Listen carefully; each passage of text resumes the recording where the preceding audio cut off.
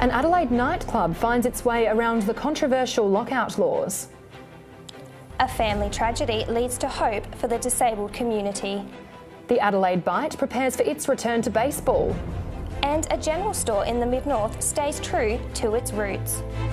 This is UniSA News with Madeline Dunn and Amelia McMahon. Good evening. The government's solution to late night crime hasn't stopped one Adelaide nightclub from making the most of a night out. They've found a way around the city's 3 a.m. lockout, but the venue's novel approach has some unlikely critics. They say the early bird catches the worm, so when most people are getting out of bed, Red Square is opening its doors. The Hindley Street venue is allowing free entry from 7 a.m, when the state's controversial lockout period legally ends. Red Square's simply reflecting what the law says. They've been holding the recovery sessions since August, and it's a revenue-raising tactic that's already proven popular with partygoers. They've really embraced the 7 a.m. recoveries. With around 100 new customers each Sunday morning, some are staying until as late as 11 a.m. But even staff are concerned the re-entry doesn't promote responsible drinking. It doesn't attract the best of the patrons. With a reported 50% loss in sales since the same time last year, it could be Red Square's only hope. I don't think it has the brightest of futures.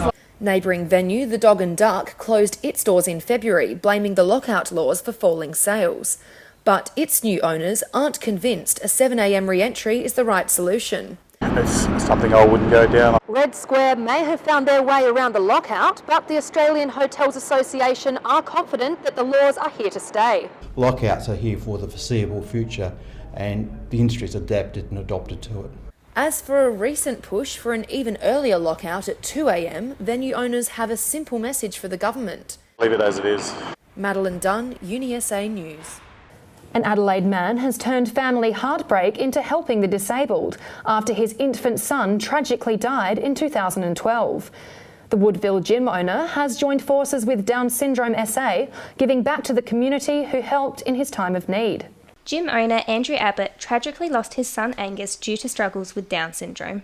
His windpipe wasn't developed really well, so because of that it made a real sort of a gasping sound when he'd breathe. Andrew was optimistic about Angus's future, but sadly Angus passed away in December 2012. He most likely passed away in his sleep. Despite this tragedy, Andrew was still thinking of Down Syndrome SA. We really felt indebted to them for the support they gave us. Andrew opened Snap Fitness Woodville in February and reached out to Down Syndrome SA. So I suddenly thought it would actually be a great thing to be able to offer Down Syndrome SA the facility to use. The management of exercise is crucial for people with Down syndrome.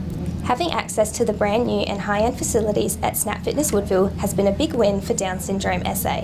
People with Down syndrome generally have really low metabolic rates and also have issues with thyroid and have to take medications. So as it's important for everyone to exercise, it's particularly important for people with Down syndrome. I'm obviously very, very grateful for the opportunity to be able to take the students there. Zoe is a student of Down Syndrome SA and the gym program. Andrew's very nice. He's a nice man. I like enjoying going to the gym and using the treadmill. I enjoy doing the weights and the cross trainer. As grateful as Down Syndrome SA are to Andrew, Andrew feels just as thankful. It makes me feel like Angus is with them as well, and I probably get as much out of it as they do. Amelia McMahon, UniSA News. Now to sport, and Amelia, some good news for baseball fans. That's right, Madeline. The Adelaide Bite will look to avenge last year's playoffs defeat as the new ABL season kicks off this weekend. The side includes 8 new imports and a new manager, all hoping to clinch this year's title. After last year's heartbreaking loss to Perth, new coach Steve Mintz has brought fresh optimism to the club. I'm not coming to Adelaide to try to reinvent the wheel.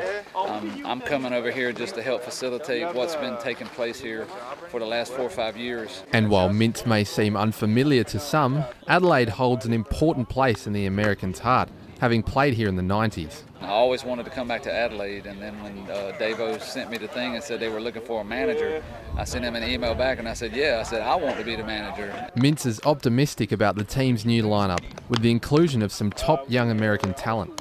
3 from the Texas Rangers, 3 from Seattle, and 2 from the Houston Astros. And the best part about it is I actually knew all of them because they played in a league that I coached in this year, so I'd seen them perform and seen what they could do. One of those looking to make an impact is heavy-hitting Texas batter Travis Demerit. Help be a catalyst offensively, defensively, be somewhat of a leader, keep the team going and help bring back some wins back to Adelaide. Both Demerit and fellow recruit Kevin Comer weren't here for last season's heartbreaking finale, but are looking to impress their new manager. Very happy to be here this year. I've heard a lot of good things from last year. There's a couple guys that played here last year, and Chan Moon and Tyler Brenneman, so I've heard plenty and excited to get started with it. The Bite will be looking to kick off their season in style this weekend with a rematch against last year's finalists, the Perth Heat. Get a little revenge back and bring it to those guys. They stole one from us last year, so it'll definitely be a good series. Sam Reynolds reporting.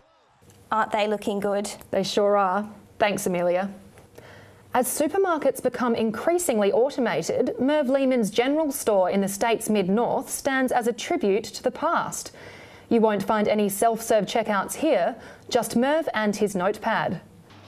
Merv bought the general store in April of 1976 and he's been running it ever since. The store itself has been operating for over 100 years and has remained untouched in character. Well, it was up for sale. We really weren't interested in it, but we decided we'll take it.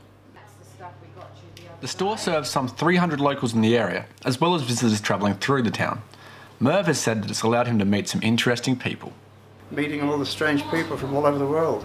They come here from Germany, England, America, Japan. They come in here and have a yarn, so what more do I want? Merv chooses to keep himself sharp by using a pencil and paper to calculate total prices for purchases rather than using a modern cash register system, adding to the atmosphere of the store. Mr. Lehman has said that he hopes the store will remain in business for many years to come so that people can continue to experience what the store has to offer. I don't hope, but I know what will happen. If we sold it, it would be shut within 3 months. Nobody would be interested in taking over. Merv's daughter, Cheryl Lehman, plans on taking over the store when Merv finds himself no longer able to run it. Well, Cheryl intends to, yes. Yeah. But she'd have no qualms, and she wouldn't sell it and she wouldn't change it. It's her incentive to leave it as it is. Isn't that fantastic? Absolutely. That's all from us this evening. I'm Amelia McMahon. And I'm Madeline Dunn. From all of us at UniSA News, good night.